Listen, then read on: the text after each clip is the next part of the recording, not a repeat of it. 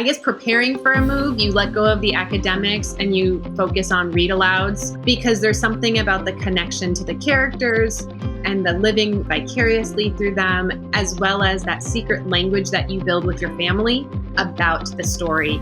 Some of the best memories we have are about characters from books. Even though I knew we were doing awesome things when we were reading aloud, I really had no idea of the impact that was going to have years and years and years later.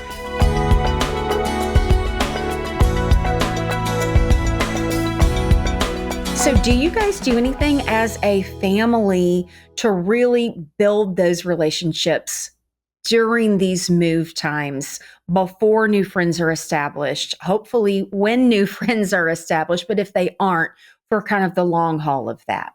We spend a lot of time together. We spend a lot of time together doing fun things, though. I guess preparing for a move, you let go of the academics and you focus on read alouds. I focus on read alouds because there's something about the connection to the characters and the living vicariously through them, as well as that secret language that you build with your family about the story and the discussions. And sometimes we revisit those as well. So we are right now rereading a series that my youngest two don't remember, but my older two do. And so it's been really fun in this season of trying to establish in a new place how we're kind of revisiting that, but also they're kind of getting it for the first time. And now we have a whole new language surrounding that book. So I think reading together is huge. And then we play a lot of games as well. My children, all three now who are adults, one just turned 18. Some of the best memories we have and discussions we have are about characters from books in books that we enjoyed together. And even though I knew we were doing awesome things when we were reading aloud, I really had no idea of the impact that was going to have years and years and years later, where we had almost shared experiences through books. I think that's excellent. Games, as you mentioned, always excellent and sneaky learning.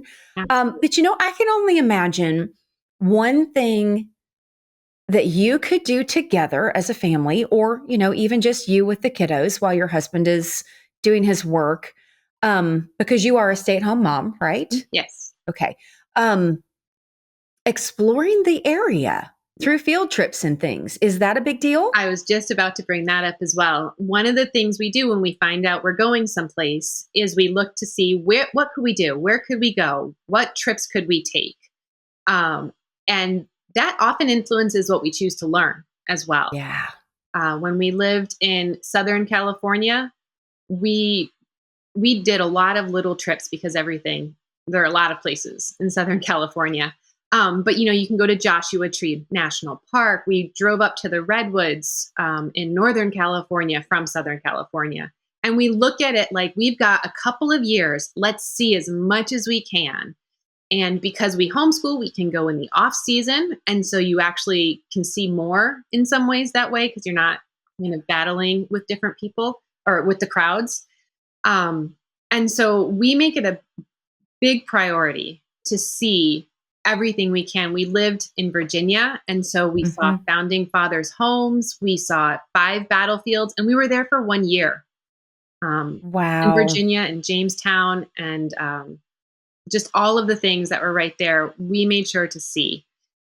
But that is a big thing for us is the traveling in that area. We make a bucket list, and we try to see what we can see. Homeschool Insights is sponsored by CTC Math. If you're looking for a great online math program, visit ctcmath.com and try it for free.